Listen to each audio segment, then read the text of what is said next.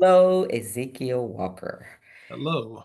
And it's so good to see you again. And let me give Likewise. thank you. Let me give the recording date, October 1st, 2025.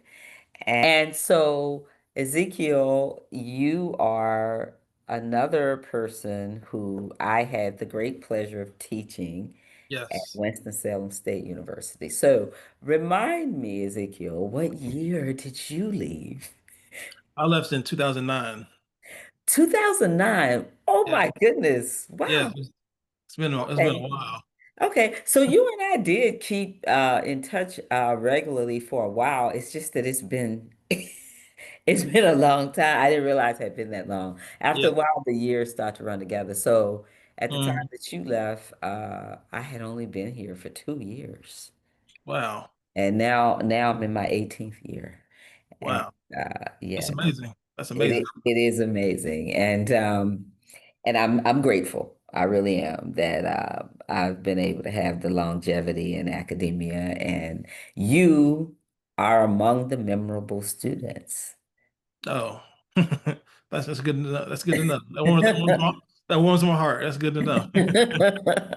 Yes, yes, because after you graduated, I recall initially there was a book that you wrote. Yes. Now, you're gonna have to help me. I'm sure you know them Oh yeah. all. It, What was that first one called, Ezekiel, where I invited you back to come and speak to a class, I believe, yeah. or It was it was psychology club? yeah, it was called Reminiscent of a Familiar Face. That's the name of it. Reminiscent of a familiar face. Yes. All Yes. right, very good. All right, so we're gonna get into a little bit later, like your trajectory and where you ended up now, and so. Let's do the standard where you go ahead and you say where you're from, and then I just said you're a Ram, Yeah. uh, but you Proud can Ram. throw that in, and yeah. So tell us a little bit about your background, including what was little Ezekiel Walker like as a child.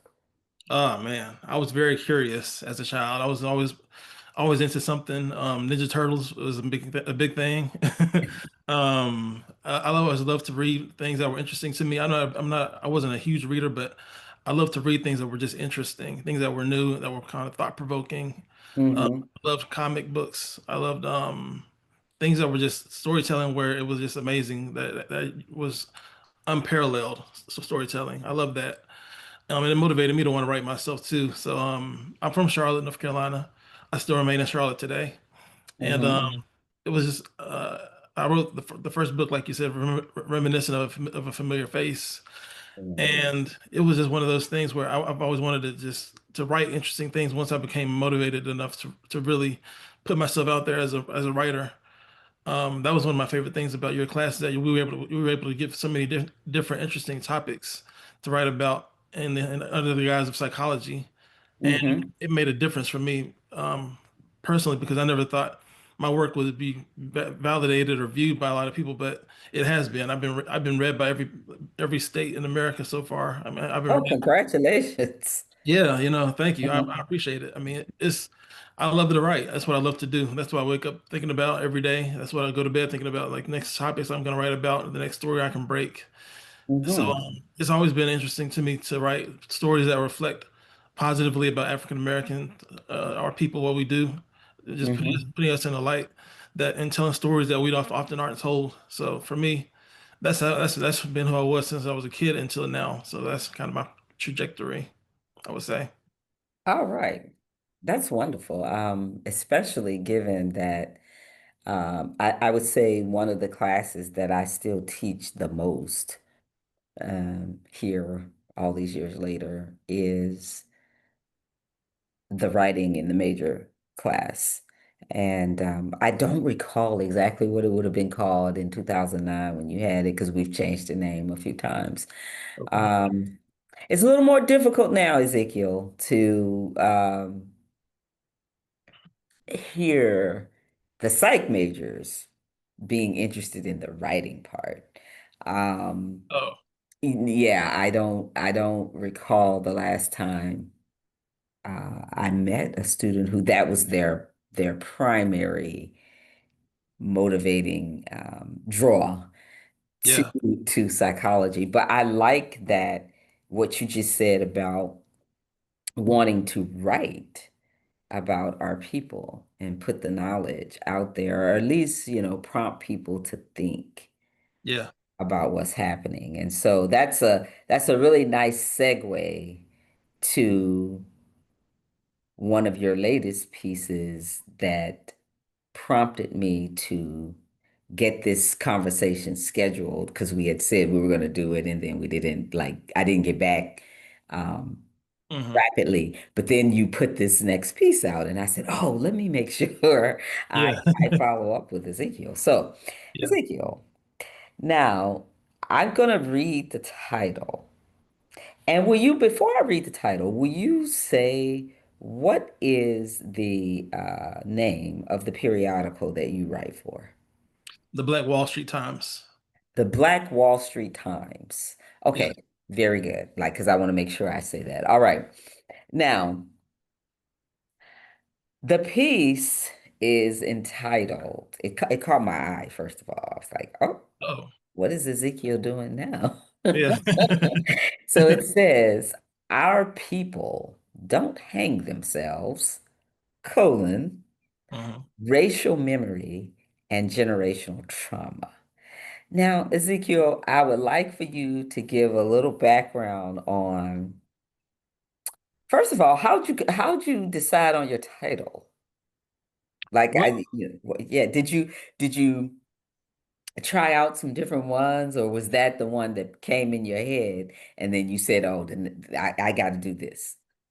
well, in all honesty, our publisher, his name is Nehemiah Frank. Okay. He's the one that actually picked out the title, the headline. I wrote the Okay. story, but he picked out the headline. Got you. And Okay. it's something. It fit what I would be talking about, though. It fit the context of what I was going to be talking about. So it It's a all great title. it all made sense. Thank you. Yeah, I, Yes. So you say his name again. Nehemiah Frank. Nehemiah Frank. Yes, you tell Nehemiah Frank that it was great because it pulled me right in.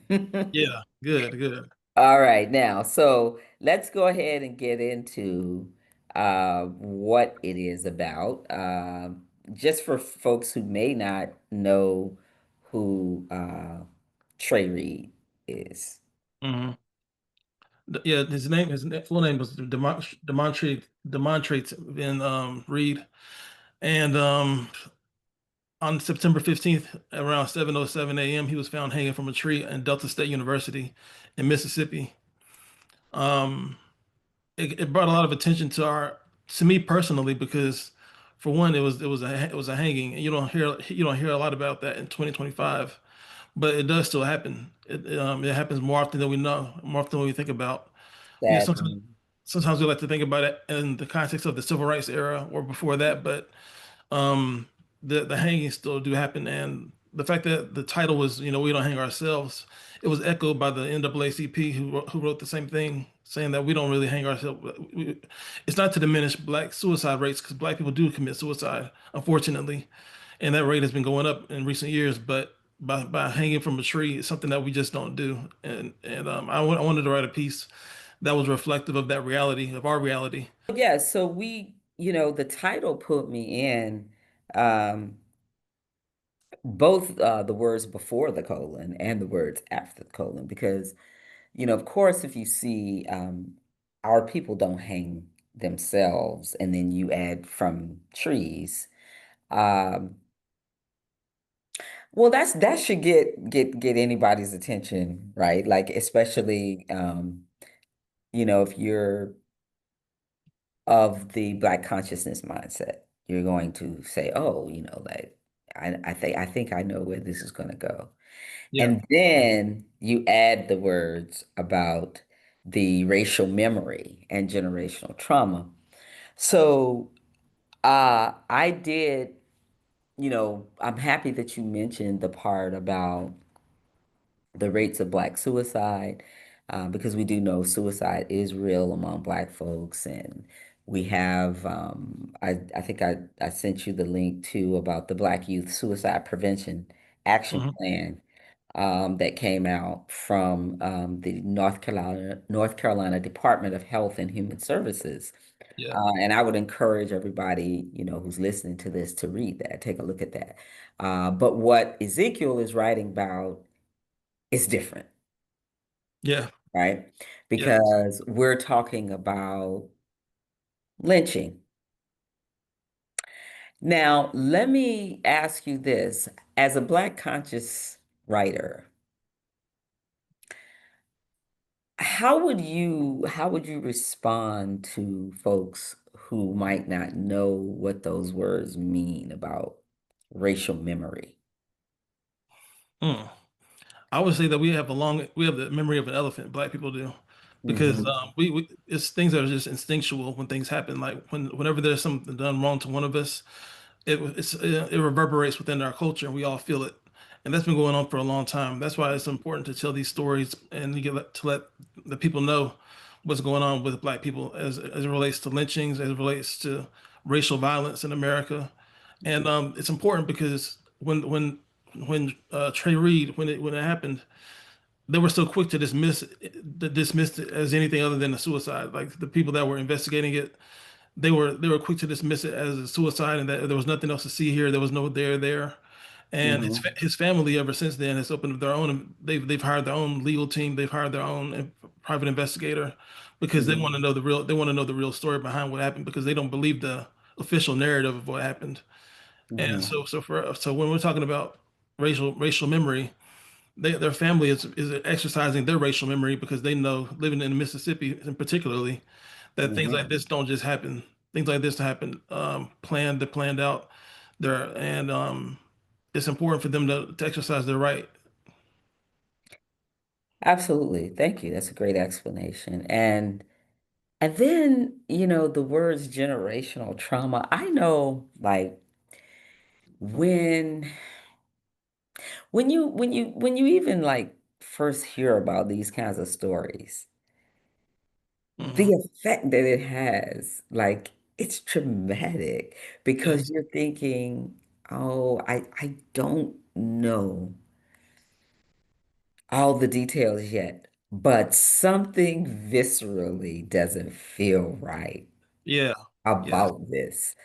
Yeah. Um, and so, talking about it from that aspect of the trauma that is carried in the memory and in the body, I think is very relevant to why this story resonated with people in a way where even if you're not biologically related to him, there's a kinship feeling of, oh my gosh, I hope this isn't, you know. Yeah. And Absolutely. and I thought about there was a kid who was in Valdosta, Georgia.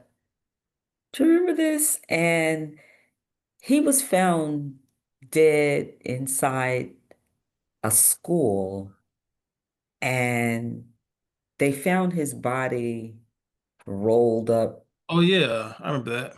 Do you remember this? Yeah. A Mhm. teenage, and I remember that same kind of feeling of, well, the story was that he crawled into the It was like a rug, I a think. rug, or yeah, or a Yeah. mat, a rug or something.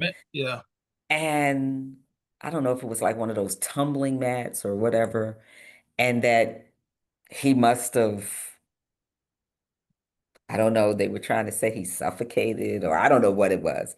Yeah. But I remember that was and then our brother in South Carolina. Uh this might have been 2024, wasn't that long ago. Zelig Williams. Uh Okay. just kind of seemed like to this day, because I frequently search to see have they found Zelig yet? Because Mm. Zelig was living in New York and he went home to South Carolina to see his family. And one second he's on the video camera in the car, like he left. they know where his car, they found his car, but to this day, he's never been found. Uh, Wow. and so look at me putting it out there. This is another thing I'd love to see Ezekiel Walker, Yes, look into because I'm telling you, it's been haunting me. Like, because not only do we not hang ourselves from trees, but no human being disappears into thin air. that's true. And the last time I checked, there weren't any updates on where did he go. Yeah. You know? So, and particularly with, like how now there's these surveillance cameras everywhere. Hmm. So it's even harder now for us to just think somebody just poof Yeah. and nobody knows where they went. So anyway, that's your former professor wanting Yeah. wanting you, to see, what you might can find out, or what are your thoughts on that? I would love to see something. Yeah. Me. Um, all right, now, so what do you hope is an overall takeaway from your article about Brother Trey? Um, I think and it's and how does this topic relate to other writings that you've done? well. I think the takeaway I always want to have. I want it to have impact. I want people to be able to read it and learn something from it that they didn't know before. Mm-hmm. I want them to be able to take a call to action if it ever calls for that. Because we're stronger together than we are apart, and it's important for us to know that the issues that we face as a people, sometimes it feels very daunting, it feels very overwhelming, and Mm-hmm. it can feel suffocating at times. But there are people that care. There are people that want to get to the bottom of these things that require a further investigation than what the police or what the coroner's office may have offered you. There's more to it than that, and I think for this piece in particular, I wanted to just share the news because a lot of people didn't know about it when I published it at the time. Mm-hmm. A lot of people know about it now, but I think the thing is for me, it's always important just to be able to provide real time information to people that can do something about it in real time. And Mm-hmm. for me, that's the power of what the written word. That's the power of the pen. It's an amazing tool that gives us an opportunity to tell stories that we should all know about but don't know about at the same time.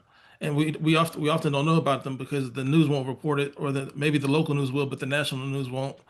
And it's important for us to have these perspectives, our perspectives, known because what happens to him affects people that aren't in Mississippi. It affects people that look like him other places because we want to know what's going on right now, especially in the heightened sense of political violence that we're in right now. This state of being in America. It's very dangerous outside for a lot of people that are speaking their minds, and even people that aren't speaking their minds, they can be taken out as victims, and I think it's just important to be able to set the record straight for Mm-hmm. who the victims are and who the perpetrators could be. Absolutely. Absolutely. Well, I know I appreciate, when I see that you post another thing. You're like, here's my I like how you saying, here's my latest piece on, and I'm always like, oh, what's he Yeah. what's he gonna share? What's he gonna be sharing with us now? So basically, I don't know, Ezekiel, when you were here at WSSU, did we already have the Black psychology class, or did that come afterwards? It's a little bit. I think that came after. It came afterwards. Okay. Um, yeah, because I would now that you have sparked my memory that you are in Charlotte, because for some reason I thought you were in Chicago. But Oh no, no, didn't not you Chicago. didn't you live there? I lived in Indianapolis for about 2 years. Okay, I knew it was somewhere Yeah, Midwest. yeah, you're right. Yes. You were close. Okay. You were close. Yeah. Yeah. Thank you. It's been a lot of years and a lot of students. So Yeah, I'm happy that I was close. yeah. Okay, but I'm glad to know you're in Charlotte because I would love to invite you back to talk to the Black psychology class if you're ever Oh yeah. available. Um, Definitely. I hadn't been in the rotation for it for a while, but I'm going to be teaching it again next semester. So I'll keep you informed as to when, what time, because I know I you. wish that was around when I was there. I would have loved to be a part of that. Oh, yes, you Yeah. definitely would. Yeah. Definitely would have. So that kind of segues to my next question. So I remember even when you came back and did the first visit, return, to talk about your first book. Um, you were already a Black consciousness centered writer. Yeah. So now, all these many years later, what would you say has been like a shift in your thinking and writing since then? Or are you, I don't know, are you kind of writing the same way but choosing different topics to explore? Could you tell me a little bit about that? Yeah, well, I've always been I think, an interested writer, somebody that was interested in writing things that were relevant to Black people. Hmm. My first book kind of examined all the things about Black people that I knew from up to the age of 25, because I was 25 when I published it. So that was just giving you a lot of experiences that I had written about or lived through. Hmm. My second book was called The Medea Factory, and that was about Tyler Perry's character of the Medea caricature, and just its impact on Black audiences and us viewing it and what it means in a historical context for Black people. My third book was called Black as I Want to Be. It was just about Michael Brown's murder and my feelings of rage and wanting to do something about it, and just feeling alone at the time and not really having anybody to kind of talk about it with or go through it with. Hmm. And my last book was called 70 Moons, which was a book about me being homeless for about 70 nights when I lived in Indianapolis. So I've always been interested in writing and telling stories that mattered. I've always been interested, even if it was about me. Sometimes those are the most difficult stories to tell, but it was something that I felt like I had to do. And I would say my writing has become a lot more culturally sensitive, I would say, in the last few years, because Hmm. I know that I have the power of a pen to write. I know I can write about a large amount of subjects, but um, writing about our people, writing about the things that matter to us most, is what motivates me to get up in the morning and write and do the things that I do. So, I mean, for me, I would say my writing has changed. I would say I'm officially comfortable being a journalist now. I wasn't really comfortable with that title before because I didn't think that I was doing enough work to earn that label. But since I joined the Black Wall Street Times, I've published over 1,300 articles, so about all different kinds of things. So I mean, I feel comfortable with that label of being a journalist now. Yes, I'm so proud of you. I So really thank you. am. Thank you. And so the so then another nice segue then. What would be your advice or suggestion to others with an undergraduate background in psychology? I will still say to this day, after over my 30 years of being in academia, not at WSSU only, but in academia, um, I still find it very challenging to sell psychology to people other than focusing on counseling. I want to help children because that tends to be what people think, whether they're in the major or outside of it. They think psychology equates to counseling, Yeah. and clinical or therapeutic work. And of course, that's very important work, right? No one would dispute that. Hmm. But there is so much more to psychology as a social science than that. And so oftentimes it is difficult to spark an interest in the other aspects of psychology that are available. And so you going on and becoming a successful author and journalist, um, Hmm. I want more people to know that story as Yeah. well. And so what what would you say to current day undergraduate majors in psychology? Why should they seek out, for example, um, non-Western knowledge to build upon the mainstream content that they learn that is really like Eurocentric psychology and the Yeah. writing piece, the importance of the writing piece to that. Yeah. I think it's important to read other people's work before you start writing your own. That was important to me. Hmm. The first book I wrote, I read about 15 books in order to write that one book because I didn't want it to come off as me just having opinions. I wanted to know that I came with a certain amount of facts and figures from people that were reputable within our culture, that were important, that were easily citable. And Hmm. for me, it's just an important thing to make sure that you're aware of the fact that you're not just writing for yourself, but you're writing for a whole group of people. And you know, it can feel intimidating and daunting at times to know that you're writing for such a large group of people, but at the same time, that's your gift. That's the thing that's what you're good at. So that's the thing that you have to honor. You have to Hmm. hone your craft. You have to make sure that Hmm. what you're doing isn't just for you, but it represents a large contingency of African American people that have come before you and the people that are going to come after you. So for me, it's just all about that, being true to that and being true to yourself, and making sure that what you're doing is going to be remembered throughout time. And it's not just you. You know, you represent so much more than just yourself at the time. Hmm. You're representing people that are going to come, like I said, before you and after you. So I don't know. I've always tried to keep that perspective. I've always tried to keep that in mind. That and I mean, and for me, like I didn't get a master's or a PhD. I just got a bachelor's degree in psychology. So for the first 10 years of my career, I was working for different organizations that were just I was a case manager, I was an employment specialist, and I was a care coordinator. So I was working with black people in a lot of different areas, but I wasn't necessarily doing the writing thing. I wasn't able to write how I write now, but I was able to publish books at that time too because I've always been interested in just telling the truth about what's going on in Black America. And I've Hmm. always wanted to just be able to have that kind of creative freedom.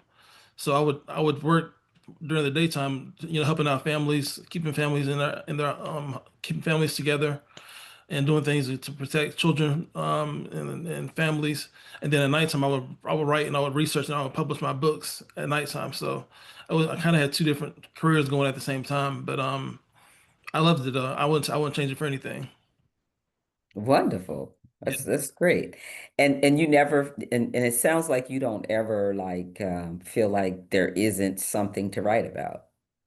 there's always something going on with You black you people. probably have several stories lined up in your head that, oh, I got to get to this and then this one and Yeah, yeah, definitely, then definitely. okay. Yeah, that's good. That's good. So it's like a wealth of information and opportunities out there that you can, weave your kind of your Africana studies knowledge and your psych, I guess, sort of research skills too, because you have to go look up stuff Yeah, to definitely. craft your story, your articles. Um, Mhm. so as I said, now this is now Ezekiel. It was really just something you said moments ago. I remember you must have come more than once here because to talk about one of your books, because I remember the Medea Factory being Yeah, something you came here and we talked about.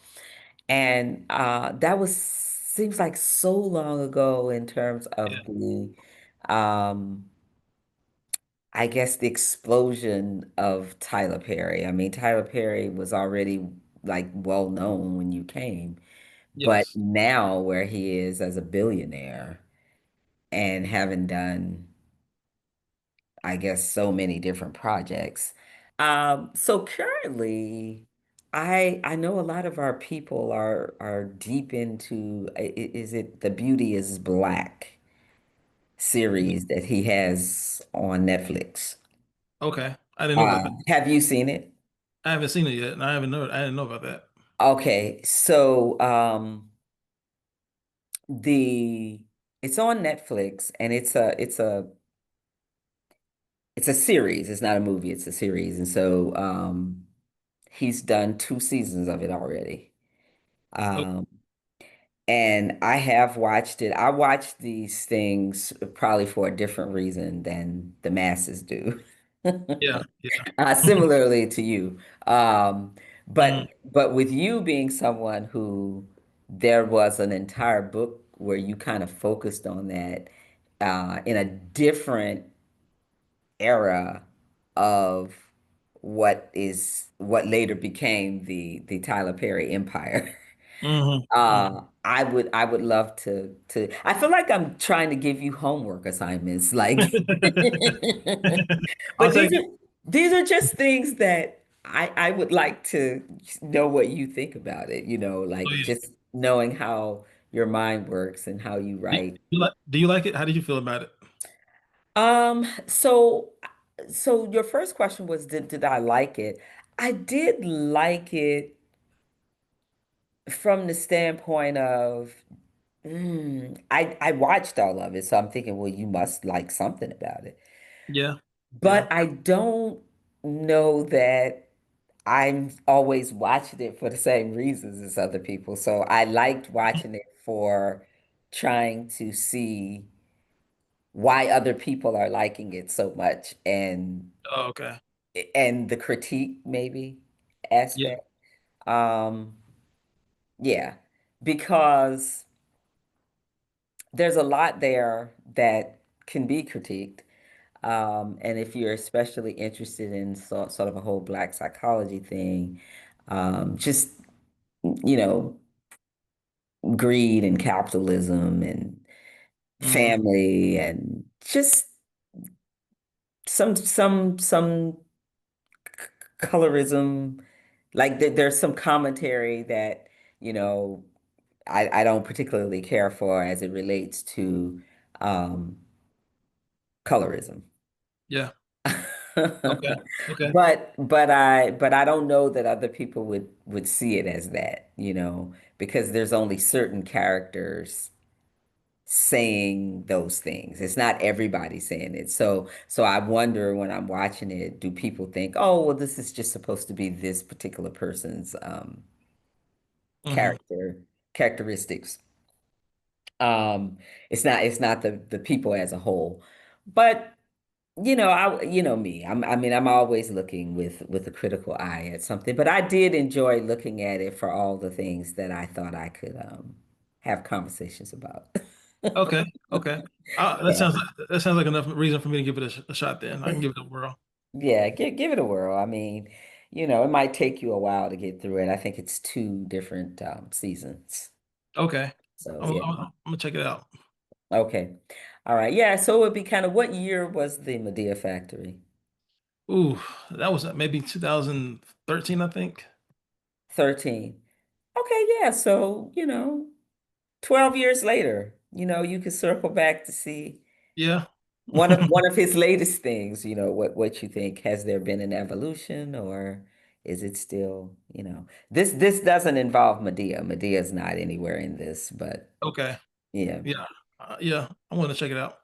Okay. All right. Well, I think, we can kind of wind down here now. And I just want to reiterate that I am so grateful that you took the time to come have just a chill conversation with me. And Yes. um, and I'll be following up with you regarding coming back to campus, I'd uh, love to. maybe next semester for the Black psychology class. Yeah, that sounds We'll, amazing. we'll figure out in advance what we want to talk about, but anything is pretty much fair game. Yeah, I'd love the opportunity to do that. That sounds amazing. Honestly, I would love to. All right. Yeah. Okay. Well then, till then, Till then. I will see you soon, okay? All right, Dr. Lewis. Thank you again. All right. Thank you. Okay.